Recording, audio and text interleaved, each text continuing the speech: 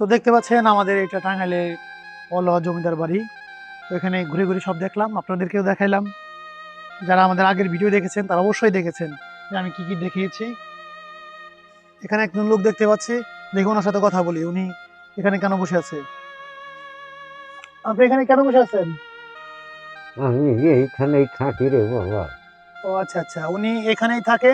তো আমরা এখন জানবো যে উনি এখানে কেন থাকে বা কতদিন ধরে থাকে, সেই বিষয়ে আপনাদেরকে জানাবো। আপনি এখানে কতদিন ধরে থাকেন?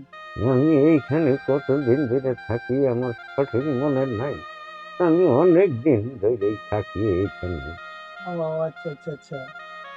আপনি তাহলে খাবার খান কোন জায়গায়, কি করেন? খাবার ওটা একভাবে চলাই আছে।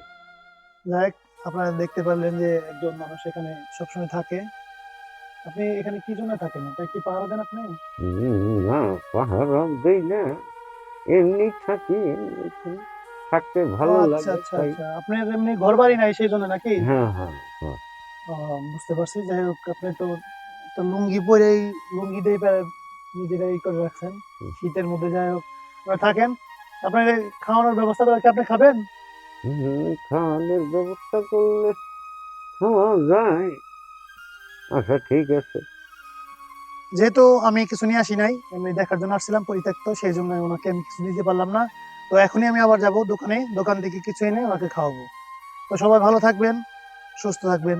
আল্লাহ হাফেজ।